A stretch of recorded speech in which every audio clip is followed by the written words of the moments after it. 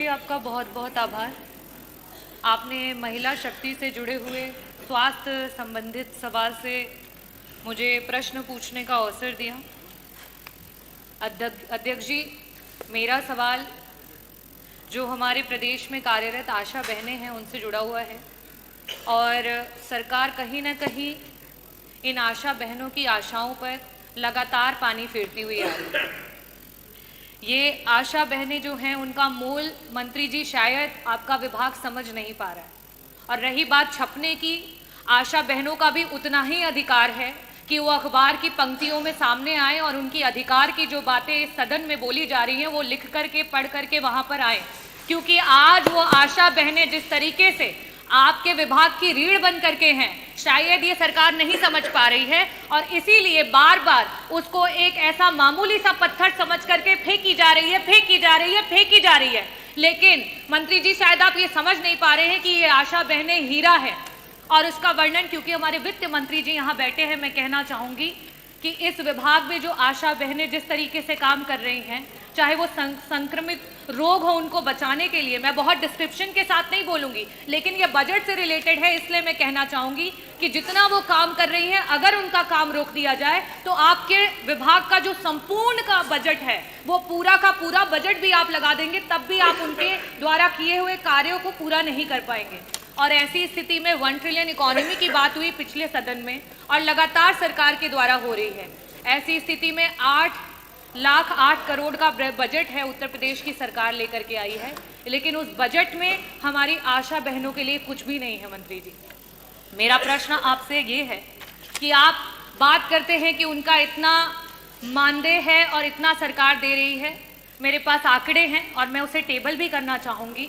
कि वर्तमान में 24 ऐसे जिले हैं और 25,000 आशा महिलाएं हैं जो हमारी वर्कर्स हैं जिनका भुगतान नहीं हुआ है और आज वो रोडों पे हैं, वो जगह जगह पर आपसे मिलना चाह रही हैं, लेकिन उन्हें आपसे मिलने का अवसर नहीं मिल रहा है और शायद इसीलिए नहीं मिल रहा है क्योंकि वो छप नहीं रही हैं। जो छपता है वो दिखता है और मीडिया की ये ताकत है और ये लोकतांत्रिक व्यवस्था की ताकत है कि हम उस चीज को, सत्यता को सबके सामने लेकर के आए। मेरा आपसे सिर्फ यही प्रश्न है कि 1 ट्रिलियन इकोनॉमी की बात करने वाली सरकार, इतने बड़े बड़े बजट्स लाने वाली सरकार, आज आपके विभाग की रीढ़ में सिर्फ और सिर्फ इसलिए क्योंकि आशा महिलाएं हैं उनको कोई दर्जा नहीं दिया जा रहा है, ना उन्हें राजकीय कर्मचारी का दर्जा दिया जा रहा है, ना उन्हें संविदा के कर्मचारियों का दर्जा दिया जा रहा है। और बार बार जब बात आ रही है कि उनको उनके अधिकार का पैसा मिले, क्योंकि वो हर समय काम करती हैं, प्रसव का कोई समय फिक्स नहीं होता है। हम सब किसी ना किसी परिवार से हैं और हम सब जानते हैं कि प्रसव किसी भी समय हो सकता है और एक वो जो आशा बहन है